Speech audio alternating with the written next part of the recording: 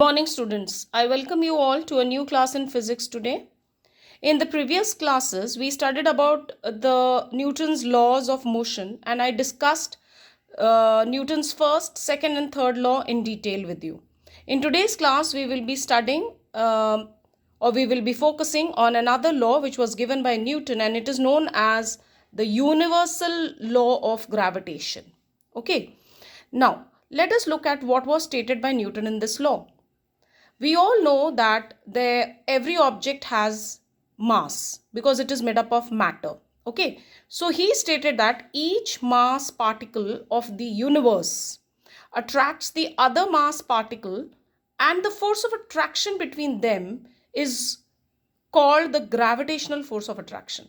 And children, why did he name it as universal law? Because it was not only applicable to the objects on the surface of the earth, but it was also applicable to the objects in space. That's why he named it as universal law of gravitation. Now, in order to understand this law, let us look at this particular example which I have taken.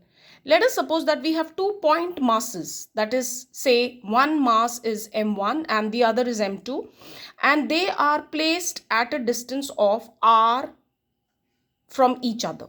Okay, so now according to Newton's universal law of gravitation, he said that the first point mass would exert a force of attraction on the second, and the second would also exert a force on the first, such that the force of attraction, the gravitation force of attraction, is directly proportional to the product of the masses, and the gravitational force of attraction will be inversely proportional to the square of the distance separating the 2 point masses.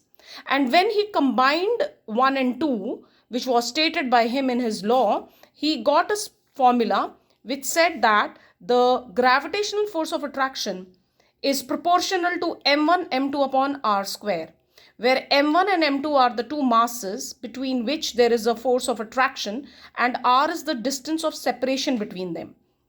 Now, in order to remove the proportionality sign, he used a capital G, and capital G here refers to constant of proportionality, and it is also called the gravitational constant. So his formula was F is equal to G m1 m2 upon r square. So this was the formula which represented Newton's universal law of gravitation. Please focus on this formula very carefully, and you should know what are the quantities, what do they represent.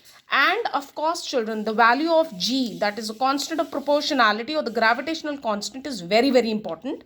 We are going to use this formula to solve the numerical problems related to universal law of gravitation. Now, let us look at what does G stand for and how can you actually find out the unit and the value of the gravitational constant. I come back to the same formula which was stated by Newton. He said that F is equal to G m1 m2 upon r square. Now, from here, if you want to find out the unit for the gravitational constant, we rearrange. What do? We take the r square the other side, so it becomes F into r square upon m1 m2, which is equal to G. Now, if I substitute, or you all know, children, that what is the unit of force? It is Newton. What is the unit of distance? It is meter, but it is square, so it is square meters. And what is the unit for mass?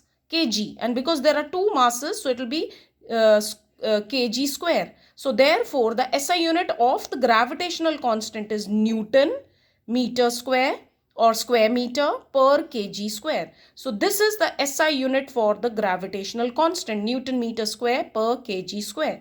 Okay.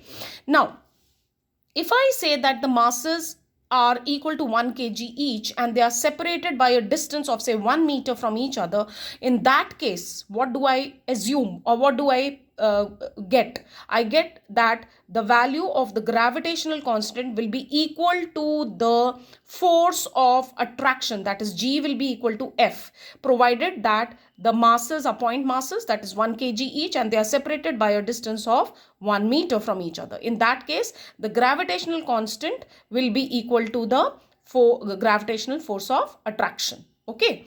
Now, the gravitational constant G could be defined as, or it could be stated as numerically equal to the magnitude of the force of attraction between the two masses, each of 1 kg, placed at a separation of 1 meter. So if you want to define the gravitational constant numerically, you could say that it is equal to the magnitude of the force of attraction between the 2-point masses, each of 1 kg, placed at a distance of separation of 1 meter. Okay, and children, you have to learn this value. The value of the gravitational constant is 6.67 into 10 to power minus 11 Newton meter square per kg square. So this is a value which you have to learn. It is a constant. It will never change. So therefore, the value of the gravitational constant is 6.67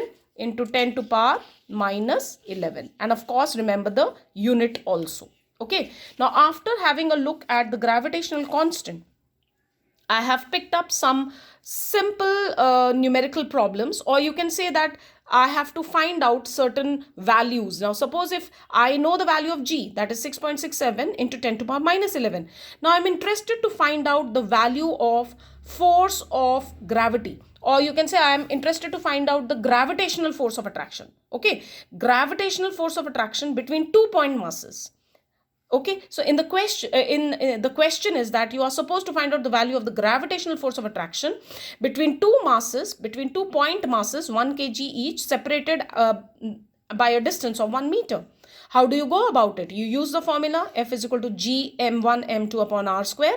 You substitute the values. Children, the value of G is 6.67 into 10 to the power minus 11. m1 and m2 1 kg each, and the distance of separation 1 meter. The answer would work out to 6.67 into 10 to the power minus 11.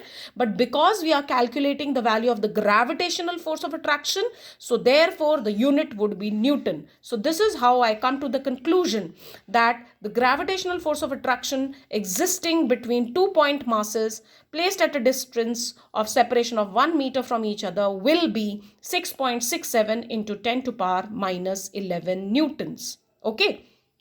Now, let us look at another numerical. Suppose if I tell you that I'm interested to find out, or you have to find out, the gravitational force of attraction between the moon and the earth. Right? Now, in that case, these values will be provided to you. These 3 values will be provided to you. What are the 3 values? The mass of the moon is given to you, right? The mass of the earth is also provided to you, and the distance between the moon and the earth, that is the distance of separation between the moon and the earth, is also given to you. What have you to do? You have to use the formula Gmm upon r square.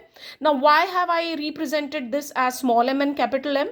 Because I want to differentiate between the mass of the moon, which is small m, and the mass of the earth, which is capital M. I substitute all the values in the formula. Okay, children, you can see that I have repeated r as 3.80 into 3.80 because it is r square, it is twice, and also the 10 to the power 8 will double up and become 10 to the power 16 because it is r square. Now, how to go about the calculations in order to make it simpler?